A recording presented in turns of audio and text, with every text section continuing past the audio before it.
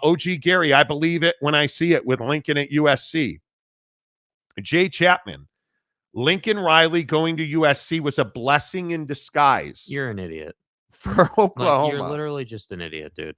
See, I think Lincoln Riley is this guy, and I would agree with that. I think Lincoln Riley is this guy. And we do this in sports all the time. We did it with LeCap yesterday, where we don't respect greatness. And there's no other way than to look when you look at Lincoln Riley's 74-18 record as a college football coach. 74-18. He was 55-10 at Oklahoma.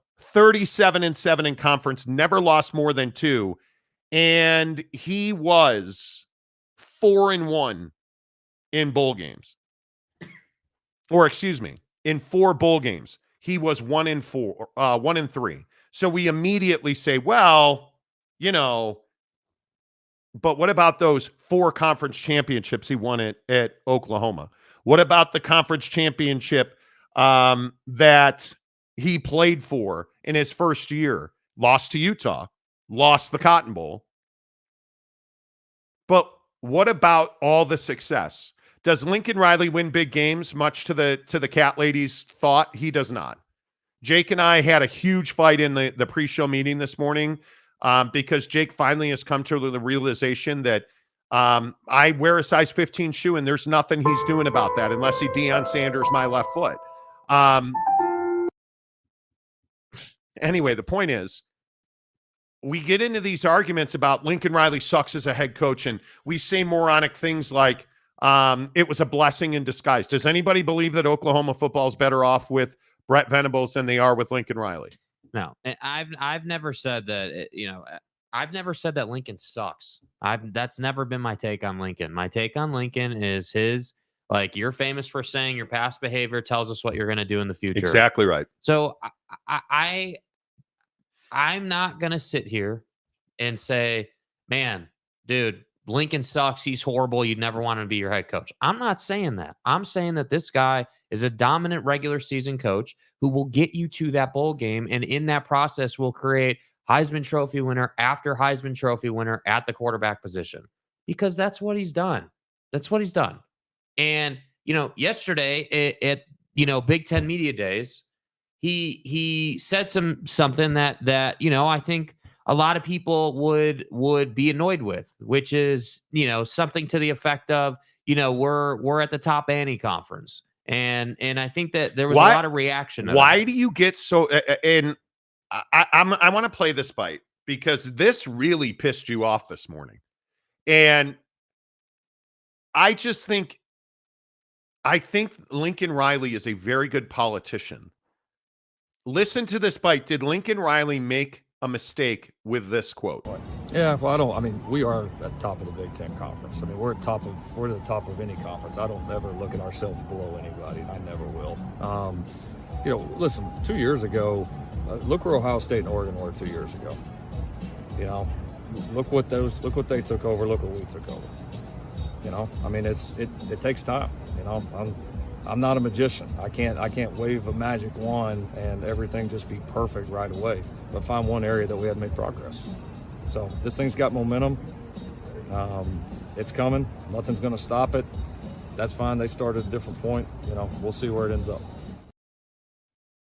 So what upset you about that bite? I think it's very brash, and it's unnecessary to say that you're at the top of any conference. You're not at the top of the SEC, let's say. You would be at the top of the ACC, in my opinion.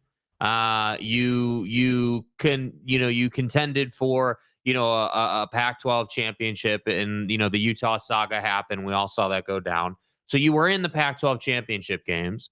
And I don't personally, in my opinion, believe that you are as good as Ohio State. I think Ohio State's better than you are. I think that you have to prove that you're as good as Oregon is. I think last year the Washington-Oregon matchup showed us that good quarterback play can handle Oregon. So if it's the same situation this year and Dan Lanning hasn't really improved or, situationally gotten better as a play caller on the defensive end, then I think USC can handle Oregon, you know?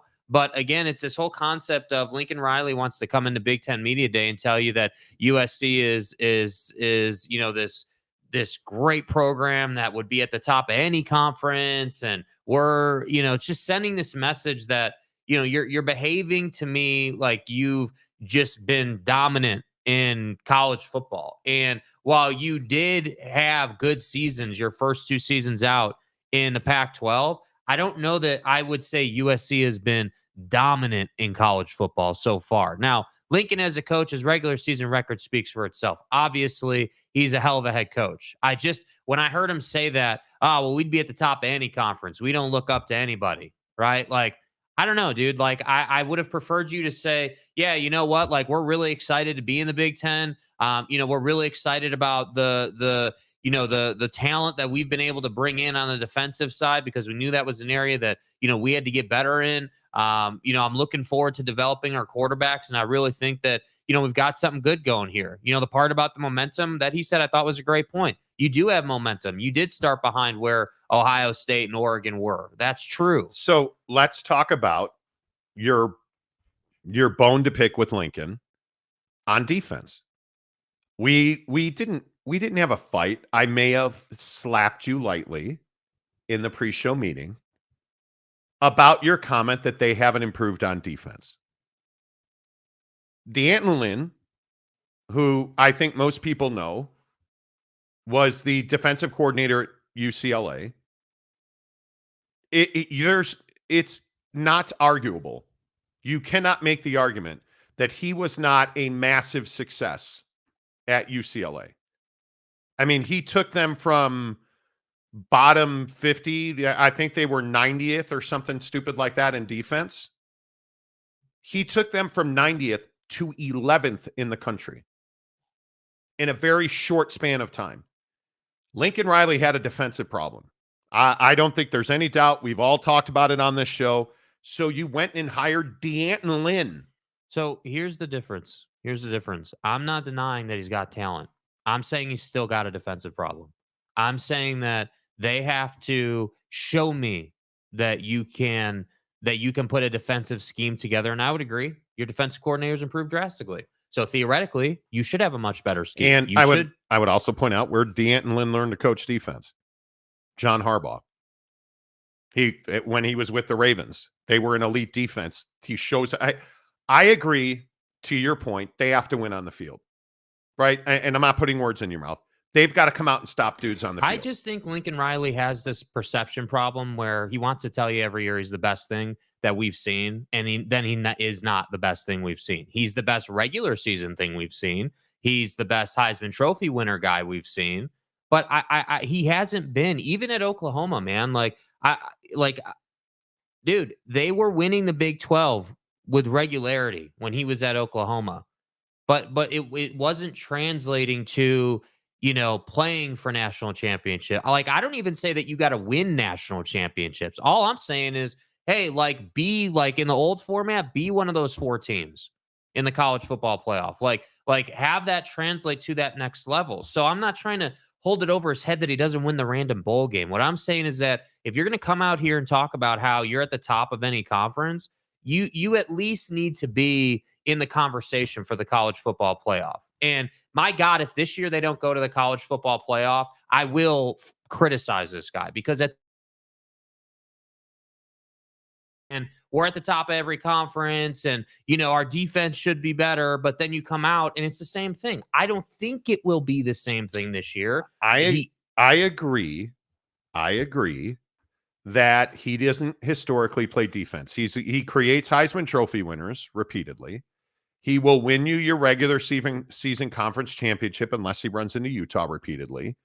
And I think that's all well and good. But you can't look at what he's done at USC this offseason, where you brought in Easton Mascarenas Arnold, may well be the steal of the transfer portal. And I think what we saw to him at Oregon State, he's a Mission Viejo kid. Like, he's a great fit. He's a great linebacker. Like, their defense is better. They could not cover me last year. He went and got 3 of the best corners in the transfer portal. Like, I think you can never say that they're better on defense in totality with any kind of assurance until they do it on the field. And I think that's your best point. But this idea in the Paul Finebaums of the world saying that, hey, here's who's going to replace Lincoln Riley at USC. It's Deion Sanders.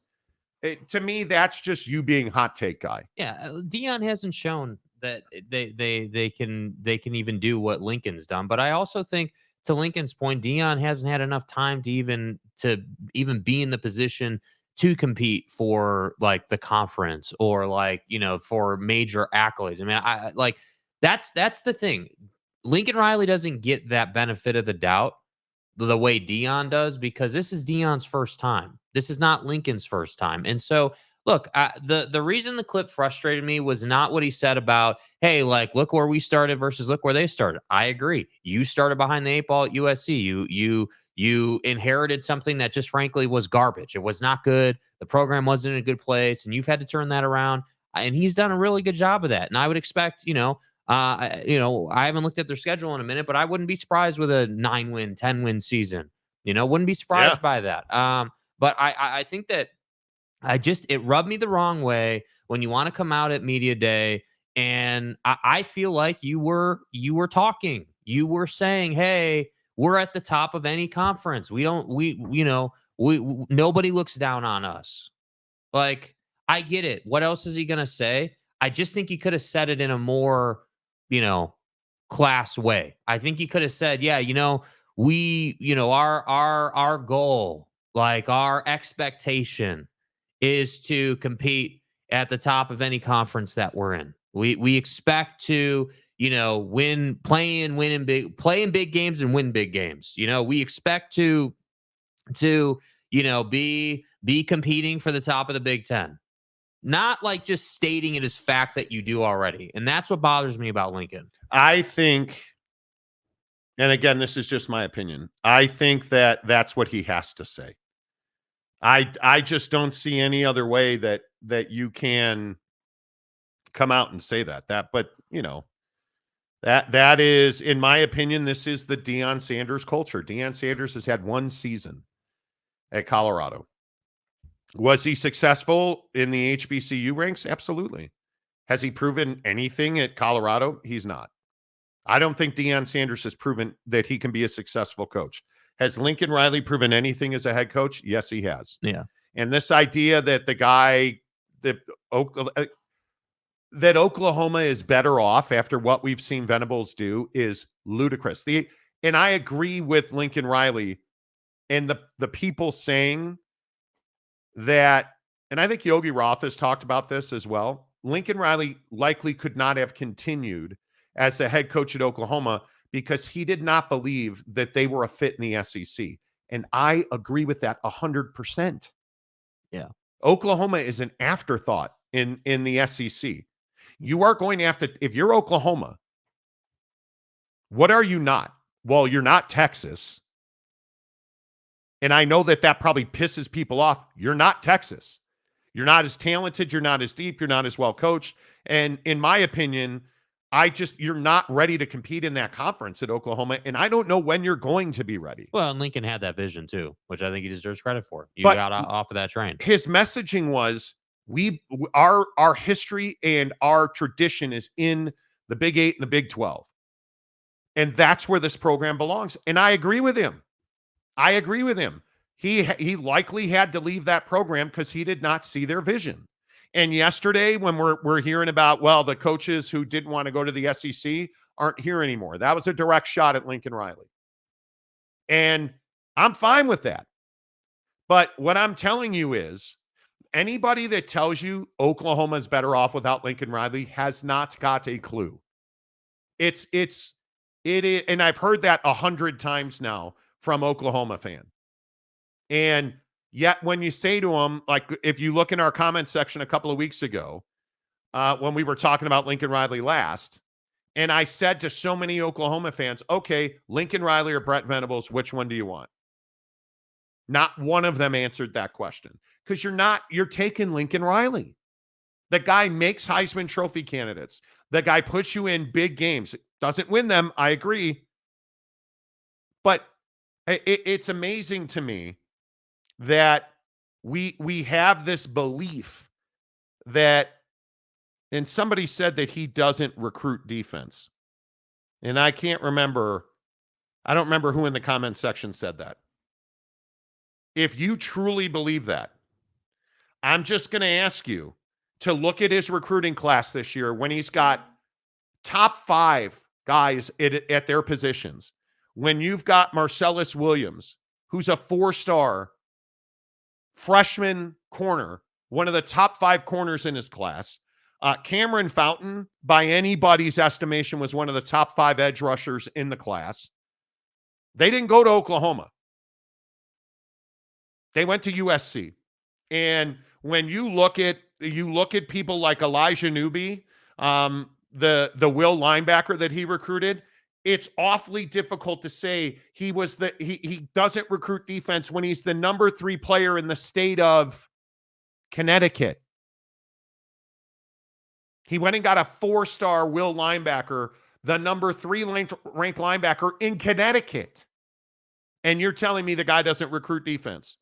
Number 4 in On3 and ESPN's rankings at the position. Number 14 linebacker in the entire country. Nah, I'm telling you, Lincoln, Elijah Newby, you don't want him on your roster. He had major offers from every program, or offers from every major program. Lincoln doesn't recruit defense. Yeah, this is the problem that we run into now. We're all hot take guy. And what I'm telling you is, I actually agree with you on Lincoln Riley. He's got to prove this season. If they give up an exorbitant amount of points, you got to fire Lincoln Riley. I don't give a shit what they do offensively. He's got quarterbacks. He's got talent. He's got speed. He's got hands. He's got what you need offensively. If they do not take an exponential leap forward, a large, big jump forward, and I would think if he's not a top 35 defense in the country, they're in trouble. Because certainly you look at their schedule, and anybody that thinks that USC has an easy schedule, I am, and I was looking at it before the show this morning, and I said to myself, can this be, if you look at USC's schedule, can this be a top 35 defense? Because I think that's going to be the bar. For USC needs to be a top 35 defense. All that new talent, all those new recruits, DeAnton Lynn, Oregon State, UCLA, all this talent coming in on defense, I think you got to be top 35. Well, let's find out on Sunday, September 1st. How about we find out in 5 weeks when they're playing LSU? Yeah, big game. That's a huge game. And again, I will say LSU's got a lot of questions to answer on their own. But still an SEC team, and a good one at that. At Allegiant Stadium in Las Vegas, it's a home game for USC. Yeah. If you give up 40 points in that game, he might not make it back to LA. You might not make it back to LA. And then you get Utah State. If you don't beat Utah State by 816 points. I mean, look, I think with the defense, like when you're looking at their schedule, like the thing that comes to mind is like when you're playing LSU or, like their next game is Michigan, you have to be able to stop the run. I mean, that's where it starts as a defense. Like, talking about these linebacker recruits, he's bringing in some defensive line help. You have to have a strong, really, I like to call it a front 5. Those 4 down linemen and those 2 or 3 linebackers, depending on the play. Those guys got to be in the right position at the right time. Like it just has to be better. And I do think it will be better. Like, I want to make sure that we're all on the same page about what I think they're going to do this season. Like the offense, I'm not worried about the offense. I think quarterback play could be slightly questionable. We're going to have to see how that works out. Like it's not as clean cut as it was last year because obviously Caleb's not there anymore. So I think you're going to have a little bit of a battle. Maybe injuries take care of that for Lincoln. I don't know. But with the defense, I just want to see them be able to, on 1st and 10, get to a place where they can only give up 2-3 yards, right? And then put the offense in a position where it's like 3rd and 8 or more. That's what I want to see. Last year, you were never in that spot. It was always, I remember watching the Utah game, like you were always like 3rd and 2, like 3rd and 1. Like you were always in a place where they could run for the first down. And I think that on the field is what has to change. You got to force these teams to be in passing sets on 3rd down so that you as a defense can have a little bit easier of a time. I'm not worried about Miller Moss at all. I think you listen to a guy like Jake Butt, the former Michigan tight end, talking about, and I think this is exactly the diagnosis that we've talked about. Jake Butt, Michigan tight end, now works for the Big Ten Network. Quote, when Lincoln Riley is your coach, regardless of who's under center, Miller Moss will be a Heisman candidate, and they'll put up 40 points a game. I agree. Right? I agree. D'Anton Lynn will have that defense competing for a conference championship. Exactly to your point. UCLA was physical at the point of attack. They were great against the run. Yeah. And he recruited the hell out of the portal and upgraded his corners because they couldn't cover anybody. Bro, Utah fans remember what happened to Cam Rising when they went to UCLA's place last year. You remember that, right? Like he fumbled the football, tried to play hero ball to win that game, and that didn't really work out for you. So if we get, and maybe that's the biggest thing defensively that needs to change. Like maybe we're complicating this too much. Maybe it is, hey, the defense as a unit just needs to have a better mentality. They need to want to inflict their will. And I'm going to guess that that's going to happen this year. So like I said, for all the Lincoln haters saying that somehow Oklahoma's better off or USC would be better off or Paul Finebaum trying to make his living saying that Lincoln's going to get fired, you're going to see improvement in this defense. But the question is it enough improvement to go out and stop Oregon, Ohio State when you need that one play? When Matt Entz is on your staff and he's not your defensive coordinator, when he's your co-defensive coordinator and linebacker coach, he's just won multiple national championships in North Dakota, but, he's your co-defensive coordinator and linebacker coach. This defense is going to be fine. Yeah. And so when Lincoln Riley, I just go back and ask, who was it? Jay Chapman, who said that Oklahoma is better off without him. Does Oklahoma have that staff? No. Does Oklahoma have? They don't. And I think at some point, and I'm probably going to look like an asshole for this because I'm sitting here defending Lincoln Riley, and I'm a Notre Dame fan. I'm not even a USC fan. And I believe that I think, speaking of Deion Sanders, I think Deion's got a hell of a staff. I think Lincoln Riley's got a better defensive staff than Deion Sanders. Mm-hmm. And that's saying something. That is saying something. Calford says he ain't no Pete Carroll. Okay. Different time. That football guy, Lincoln Riley, not only does not create defense, he doesn't recruit defense either. And again, I just went through the list. Yeah, look, I think that you're going to have a really tough time. See, here's the difference. This year, he has recruited defense because he knows he has to. I don't think that as a head coach of a college football team, I don't think when Lincoln Riley turns on the college football video game, his first thought is, yeah, let's create an all-world defense. That's not his first thought. He's an offensive first guy, but he knows now that if he wants to get to that next level, which he does, he's got to be able to stop the ball. You have to be able to cover without committing penalties, and you can't have guys running down the sideline 50 yards at a time. That's not going to work. No. And again, I just go back to what I just said. The only reason that was happening is because you couldn't stop the run. So they were eating you alive with play action, and then you were exposed down the sideline. We saw that repeatedly. So I'm just telling you, they're going to be better defensively. So today's conversation is not whether Lincoln sucks or not. The conversation is, hey, are they going to be good enough? And this is my benchmark. Are you going to be good enough to stop Ohio State or stop Oregon or stop the good offensive teams in the conference when you need to? I'm not saying they need to hold, these teams to ridiculous score totals. I'm not asking you to hold anybody to 10 points. What I'm saying is put up 40 and hold them to 35 when you need to. That's all Lincoln's got to do, because ultimately, whether you win by 1 or you win by 20, you're still winning. And that's what he needs to do. He needs to win a lot of games this year, now. And I think what's very interesting is, what else is Lincoln Riley talking about? We have a lot to prove. We are in rebuild mode. We have to be better. I think he's doing a masterful job. But I know he doesn't recruit defense, so I guess it's for nothing. Tanner Plummer, hello. Welcome to the nightmare. Guys. Good morning. Sorry I'm tardy. I lost my hall pass. Yeah, it's going to be tough to get back. Better. It's going to be tough to get back. Kay Sumbry, Jake is so high class, LOL. What the hell does that even mean? You're a childless Catwoman, I believe. That's Okay. what he's referring to. I mean, if that's what you're referring to, that's funny. Archer Quick, good to see you, Arch. Says flight on. I agree. Wet blanket. All Oklahoma does is beat Texas. Apparently. I think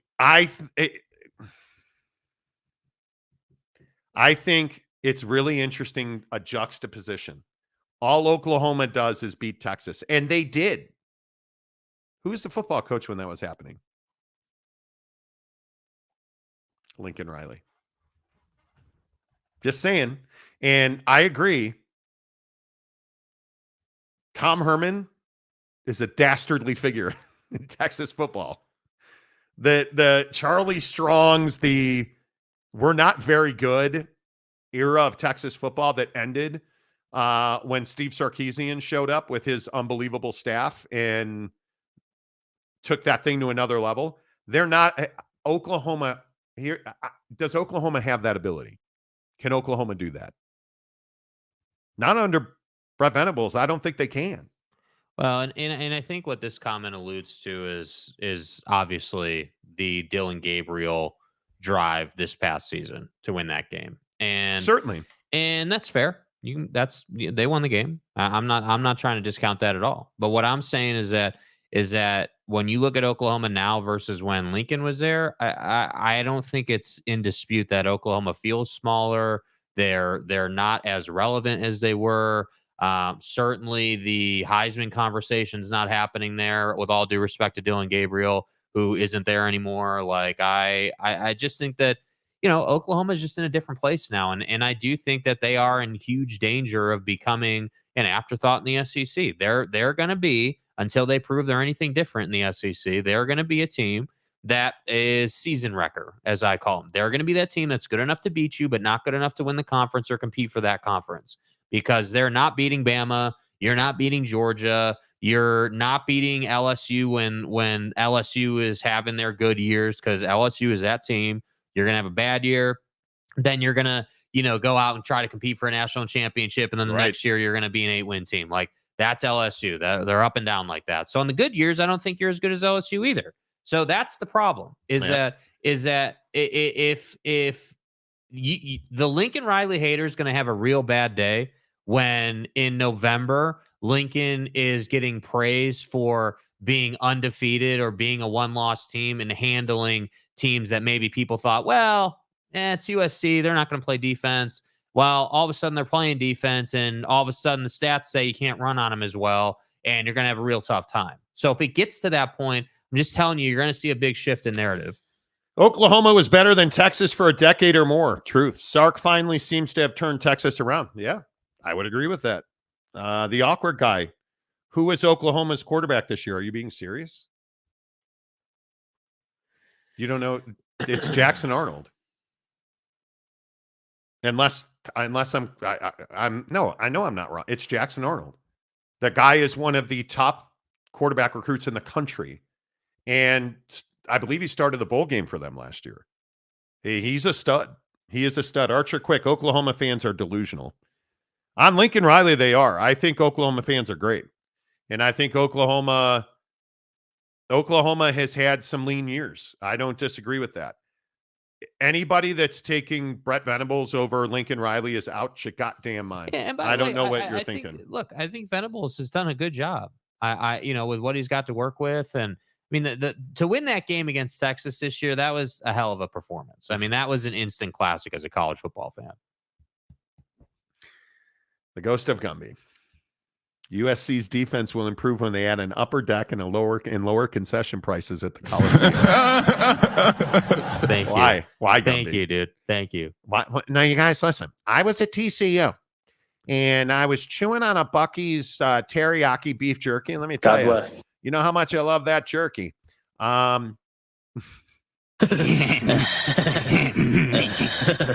Mike Smith, Lincoln is no Gundy.